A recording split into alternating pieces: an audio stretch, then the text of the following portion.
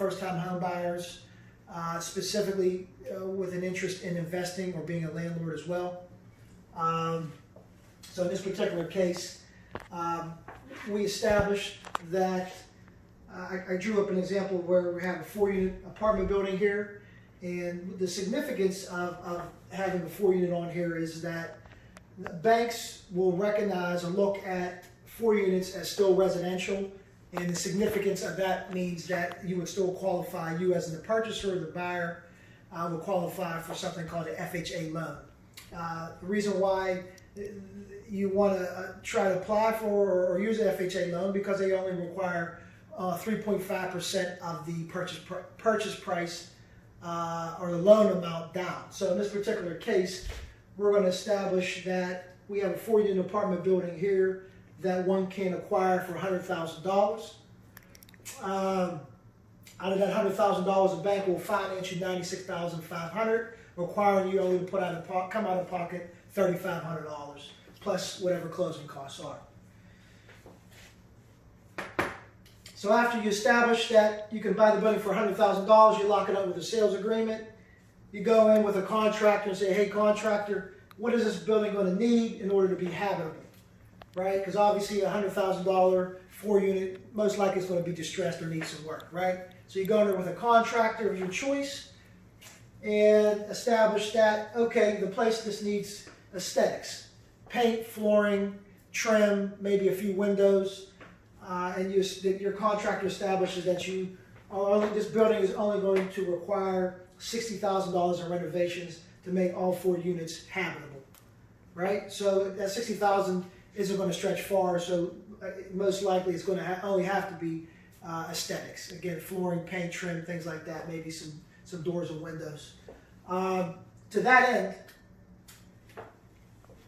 you go back to the bank and say, bank, regardless of who your bank is, PNC Bank, which is a local bank here in Pittsburgh, Dollar Bank, First Commonwealth, First National Bank, whoever you decide to use, go back to them and say, look, we want to use something, we want to apply for something called a 203K loan. This 203K loan will finance the 100% of the renovations for this building. In this particular case, we're going to use $60,000. So again, you buy the building for $100,000, you rehab it for $60,000, you're still only out of pocket $3,500 plus closing costs and holding costs.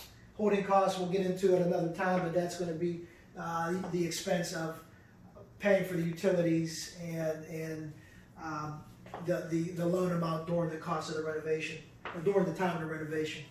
So with all that said, you have the building stabilized. I do want to make note that because you are using an FHA loan, they are going to require you, they as in the bank, to live in one of the other units.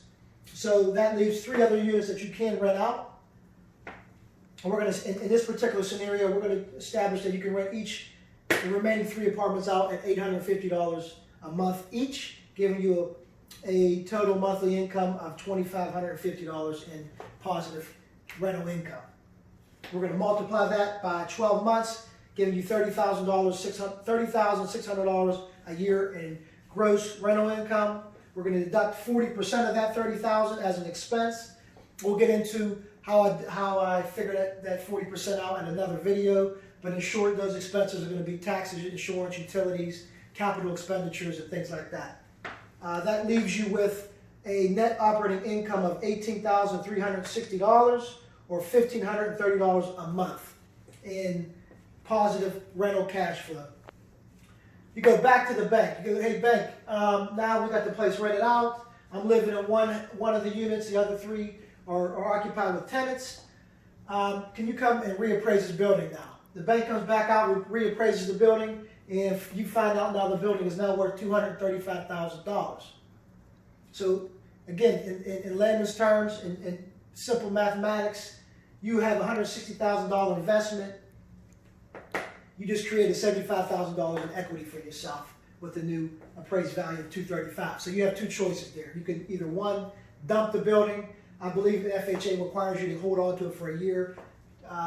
All my finance people, please, if you're watching this, feel free to comment if I made a mistake or I spoke wrong about this scenario. But in short, I just want to kind of give an example for people who are looking to invest in their first piece of property, as well as be an owner occupant. So to that end, you go back to the bank, you establish that this building is now worth $235,000. The bank will lend you 75% of that, 70 to 75% of that new appraised value, giving you $176,250.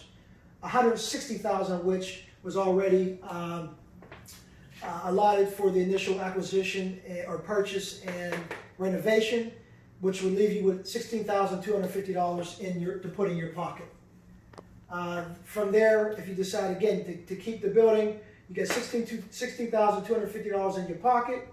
You have a net monthly income of $1,530 a month after your expenses. You have a new mortgage service, mortgage payment on this $176,000 of $1,086 a month, principal and interest. So we're going to deduct this $1,530 or this $1,086 from this $1,530, giving you a monthly positive cash flow of $444 a month. So in short, boys and girls, what do we have here? $16,250 in cash in your pocket, $444 in monthly cash flow, and a free place to live, all for as little as a $3,500 investment. So this in our industry is what we call being financially lit. Going back to an old video that I created about asset and liability, now that it's tax season, instead of maybe taking that trip to the NBA All-Star Weekend or buying that purse or that car that you wanted, invest some of your money into an asset that can potentially start you down the path of financial freedom. If you have any questions, feel free to comment or DM me. I can help set you up with the people to put you in place to make this happen for you. It's really not as difficult as some may make it seem. So other than that, my name is Dana Washington with Property Buyers. Have a great day.